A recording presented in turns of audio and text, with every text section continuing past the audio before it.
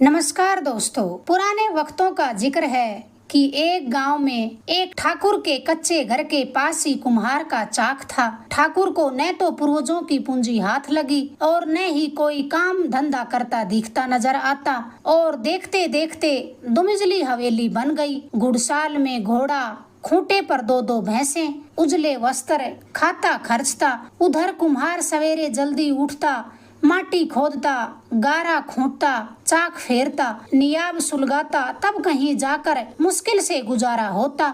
फटे कपड़े, टूटी खटिया। कई दिनों तक सोचने के बाद एक बार कुम्हार ने ठाकुर के पास जाकर अपने मन की शंका प्रकट की।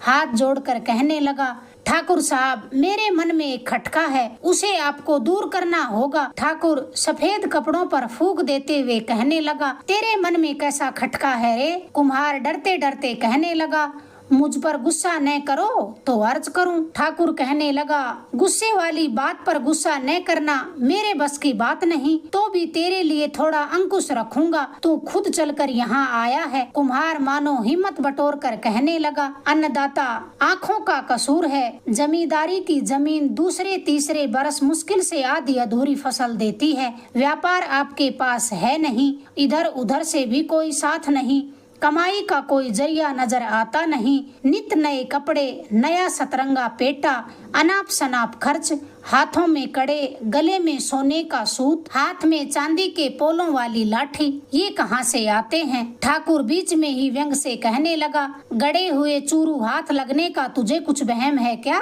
कुम्हार कहने लगा, गरीब परवर, यह वहम होता तो मैं इतना भटकता ही नहीं। ठाकुर ने कहा, तो क्या तेरी राय में मैं डाके डालता हूँ या फिर चोरियां करता हूँ? कुम्हार कोहनियों तक हाथ जोड़कर कहने लगा, नहीं अन्नदाता, ऐसा वहम तो मैं सपने में भी नहीं सोच सकता।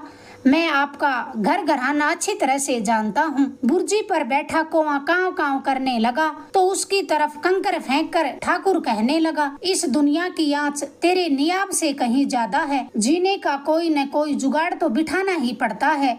बोल, बिठाना पड़ता है कि नहीं?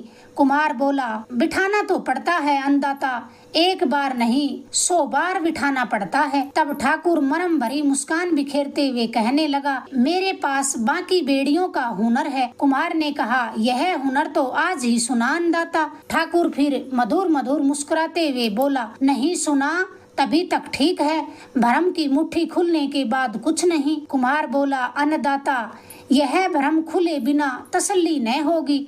ठीक से साफ साफ समझाओगे तो मैं आपका उपकार मानूंगा। आपको मुझे आज बताना ही पड़ेगा, बाकी बेड़ियों का हुनर क्या होता है। ठाकुर बोला, उपकार मान या न मान तेरी मर्जी, पर यह हुनर किसी के समझाने से समझ में नहीं आता। तू फालतू की मेरे साथ जिद मत कर। कुम्हार बोला, इसमें जिद की कैसी बात अन्नदाता, मैं थोड़ी बहुत उम्मीद लेकर आपके पास आया हूँ।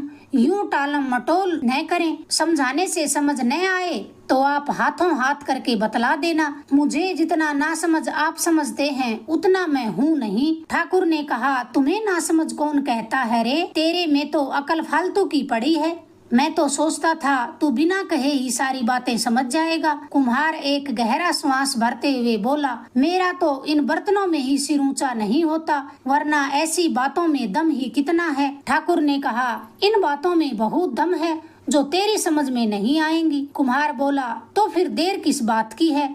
रोज मेरे पेट का अफारा बढ़ता है, अब तो पूर्ण जानकारी होने के बाद ही मैं आपका पीछा छोड़ूंगा। क्या एक पड़ोसी होने के नाते बड़ी हवेली पर मेरा इतना हक भी नहीं कि मैं आपसे बाकी बेड़ियों का हुनर जान सकूं? ठाकुर आजिज आकर बोला, हक क्यों नहीं, तेरा घर है, पर पहले मेरा एक काम तो कर। कुम्हार ने कहा, अन्नदाता, बताइए तो सही क्या काम करना है? ठाकुर ने कहा, तू माटी का कौन सा कारीगर है, वह काम मैं चुटकियों में कर दूंगा। कुम्हार के इतराने पर ठाकुर ने कहा, क्या बात करता है, तेवटे की बात तो जाने दे। भाग्य और कमाई में मेल नहीं, वरना मेरे जैसा कारीगर आसपास के इलाके में भी कहाँ है। कुम्हार के इतराने पर ठाकुर ने कहा, अगर तू हाथ का ऐसा ही सच्चा है तो 4-5 दिन में माटी की 21 मोहरें तो घड़ कर दिखा दे। कुम्हार बोला, यह तो मेरे बाएं हाथ का खेल है। ठाकुर मुस्कुराते हुए कहने लगा, दायां हाथ भी काम में ले ले तो इनकार नहीं, पर देखता हूँ तू मोहरे कैसी घड़ता है। कुम्हार इतराते हुए कहने लगा, यह घड़कर दिखाऊंगा तभी आपको विश्वास होगा, पर पहले मुझे बाकी बेड़ी वाला झीना हुनर बताने की मेहरबानी तो करें। ठाकुर कहने लगा, ऐसी भी क्या जल्दी है, किसी दिन बता दूंगा। यह तो मेरे बाएं हाथ का खेल है, पर मोहरे न घड़ी तब नहीं बताऊंगा। कुम्हार बोला, जी अंदाता, आपकी बात खरी है। कुम्हार फिर राजी राजी वहां से रवाना हो गया। मन ही मन घमंड करने लगा कि माटी की ऐसी मोहरे घड़ेगा कि ठाकुर भी याद रखेगा। कारीगरी बतानी है उतनी बता देगा। घर जाते ही रोहिड़े की लकड़ी पर सुथराई से कोरनी करने लगा। सोचने लगा, पहले इस बारे में किसी से कोई चर्चा नहीं करनी। ठाकुर भी मेरे हाथ की बनाई हुई माटी की मोहरों को देखकर थुथका न कर डाले तो हाथ कटवाने मंजूर हैं। दूसरे दिन कुम्हार ठाकुर से मिलने के लिए फिर हवेली पहुंचा। 4-5 आदमियों की मंडली जमी थी। अभिवादन स्वीकार करने के बाद ठाकुर ने कुम्हार की तरफ देखकर कहा, मोहरे ले आया। कुम्हार ने हाथ जोड़कर कहा, अन्नदाता 2-1 दिन और धीरज रखिए। ठाकुर ने कहा, अगर नहीं भी लाए तो जबरन धीरज ही है, पर तुझ पर विश्वास पूरा है, तेरी मर्जी हो तभी 21 मोहरे ले आना। थोड़ी देर बातचीत करने के बाद कुम्हार वापिस चल पड़ा। महीन से महीन कारीगरी न दिखाए तब तक चैन नहीं। 2 दिन ज्यादा लग जाए इसकी उसे चिंता नहीं, मगर ठाकुर को ऐसी मोहरे बनाकर देगा कि वह जिंदगी भर याद रखेगा। दूसरे दिन वह कुम्हार मोहरों वाली कारीगरी में डूबा रहा। तीसरे दिन फुर्सत मिली तो ठाकुर की हवेली पहुंचा। 7-8 आदमियों की मंडली जमी थी। कुम्हार ने दोहरे होकर अभिवादन किया। ठाकुर ने फिर उसी शांत स्वर में पूछा, मोहरे लाया है या नहीं। कुम्हार हाथ जोड़कर कहने लगा, 2 दिन और धीरज रखें अंदाता। इस बार ठाकुर ने नाराज होते हुए कहा, तू तो आता है उतनी ही बार धीरज रखने की बात करता है, कितना धीरज रखूं? मुझे तो तू अपने वादे पर पूरा होता दिखाई नहीं देता। सारी बस्ती जानती है कि वादा पूरा न करने वाला आदमी मुझे फूटी आंख नहीं सुहाता। अगर परसों मोहरे न लाया तो मुझसे बुरा न होगा। कुम्हार कहने लगा, जो हुक्म अंदाता। ठाकुर थोड़ा गुस्सा जतलाते हुए फिर कहने लगा, हुक्म करने से पार नहीं पड़ती। तेरी अच्छी भली साख समझकर भरोसा किया था, आगे 1 घड़ी का भी समय न दूंगा। कुम्हार कहने लगा, आप अब की बार चिंता न करें, जब भी आऊंगा मोहरे लेकर आऊंगा। ठाकुर कुम्हार के सामने गर्दन हिलाते हुए कहने लगा, इंसानियत की बात तो यही है जो तुम अब कह रहे हो। कुम्हार ने आगे कुछ न कहा, वह वहीं चुपचाप बैठा रहा। वादे पर माटी की मोहरे संभलवाने की युक्ति सोचने लगा। सोचने पर कौन सा काम नहीं होता। इस बार सच में उसने अपना वादा निभा दिया। 3 दिन बाद कुम्हार ठाकुर की हवेली आया तो ठाकुर ने कुम्हार की तरफ देखकर डपट कर पूछा, मोहरे लाया है कि नहीं। कमर पर बंधे गमछे को खोलते हुए कुम्हार बोला, लाया हूँ अंदाता, पर आप थोड़ा इधर तो पधारे। ठाकुर तुरंत कुम्हार के मन की बात समझ गया। कहने लगा, भला इसमें छुपाने की कौन सी बात है, ये सब भाई लोग अपने ही तो हैं, इनसे कैसा संकोच। अगर सचमुच मोहरे लाया है तो इनके सामने गिना दे। कुम्हार ने गमछा खोलकर सबके सामने मोहरे खोल दी, पर माटी की मोहरों और सोने की मोहरों की तो टंकार ही अलग होती है। हूबहू सोने की मोहरों वाला सांचा, वैसा ही रंग, पर आवाज सुनते ही ठाकुर का माथा ठनका। हवेली में समाये उतनी मोहरे लेकर पत्थर पर गिराई, ठस की मामूली आवाज आई। साथ में हाथ में लेकर मोहरे मोड़ी तो झट से टूट गई।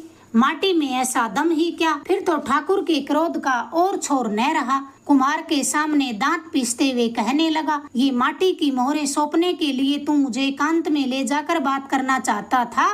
तेरी ऐसी हिम्मत हुई भी कैसे? इतना धोखा, साक्षात सोने की मोहरों जैसा रंग, मैंने तुझसे ये मोहरे दी थी। नीच, तुमने मुझे भी धोखा देने की सोची। यह कहकर उस ठाकुर ने कुम्हार के मुंह पर एक झन्नाटेदार थप्पड़ मारा। कुम्हार की आंखों के आगे अंधेरा छा गया। गिड़गिड़ाते हुए कहने लगा, अन्नदाता, आपने ही तो मुझे माटी की मोहरे घड़ने का आदेश दिया था। ठाकुर उसे एक बड़ी सी गाली देते हुए कहने लगा, फिर बुराई का ठेकरा मेरे सिर पर। कहने लगा, एक तो मोहरों में गड़बड़ कर दी और ऊपर से बुराई का ठीकरा भी मेरे सिर पर मंड रहा है। मैं माटी की मोहरे से क्या सिर फोड़ूंगा? तेरी तरह मैं किसी के साथ धोखा नहीं कर सकता। घर जाकर मेरी सचमुच वाली मोहरे ला दे। वरना तेरी मौत निश्चित है। मरने पर भी पीछा नहीं छोड़ूंगा। अभी तो ये सब लोग मेरी गवाही देने को तैयार बैठे हैं कि मैंने तुम्हें 2-3 बार इन्हीं के सामने मोहरे लाने का तगाजा किया था। कुम्हार फिर रोते हुए कहने लगा, यही तो मोहरे थी अंधाता, तो मेरे पास सोने की 21 मोहरे तो क्या तुस मात्र भी सोना नहीं है। ठाकुर कुम्हार को हड़काते हुए कहने लगा, मुझसे मांग कर ले गया था, वे सोने की मोहरें कहाँ हैं? अगर पेट में निगल गया है तो अंतड़ियों समेत बाहर निकाल लूंगा। तू है किसके भरोसे? फिर ठाकुर लोगों से कहने लगा, तुम सब गूंगे कमेडी की तरह क्यों बैठे हो? बोलो, मैंने तुम्हारे सामने इससे मोहरे लाने का तगाजा किया था या नहीं? सभी लोगों ने एक साथ हाँ भर ली। हमने कब इनकार किया है? मुंह मांगा हुआ थोड़े ही है। न तो लोगों के मुंह मांगे हुए थे और न ही कान। वही पंचायत बैठ गई। सोने की किस मोहरों के बदले कुम्हार का घर, खाली जमीन, गाड़ी, बैल और दोनों खेत कारकुट हो गए। ज्यादा हाथ जोड़ने पर 3 गधे वापिस लौटाए गए। कुम्हार बुरी तरह रोता हुआ अपने घर मुश्किल से पहुंचा। पूरे घर में रोना पीटना मच गया। रोते रोते गधों पर बिस्तरा बोरिया डाले और सुबकते हुए विद्रोह में निकल पड़ा। ठाकुर ने फिर पीछा किया। चांदी की पोलों वाली लाठी का जोर भी कम न था। पीढ़ियों के ठिकानों को याद करते हुए कुम्हार ने पीछे मुड़कर गांव की ओर देखा तो पीछे आ रहे ठाकुर पर उसकी नजर पड़ी। यमराज से भी ज्यादा डरावना लग रहा था। थर थर कांपते ही दूर से रोने लगा कि अब ये मेरी जान लेकर मेरा पिंड छोड़ेगा। तब तक ठाकुर उसके पास पहुंच गया और मुस्कुराते हुए कहने लगा, जान तो मेरे पास भी फालतू पड़ी है रे, तब मेरी जान मेरे किस काम की? वापिस चल, मैं तुझे मनाने के लिए आया हूँ।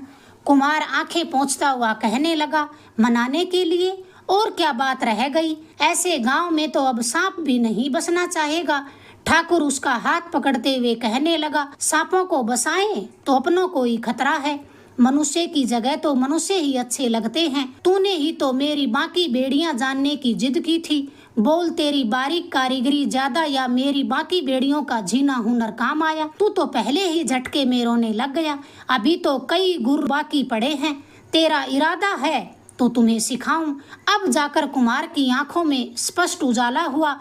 बाकी बेड़ी का चमत्कार उसके हाथ लगा। हाथ जोड़कर बीच में ही जबरन मुस्कुराते हुए कहने लगा, नहीं अंदाता, आपकी एक ही बाकी बेड़ी के साथ मेरे इरादे भर पाए। इस हुनर को तो घोड़े भी नहीं पहुंच सकते। फिर उसके बाद ठाकुर और कुम्हार खुशी खुशी अपने अपने घरों को लौट आए। अगर आपको ये किस्सा पसंद आया, प्लीज चैनल को लाइक करें, शेयर करें, सब्सक्राइब करें। धन्यवाद दोस्तों।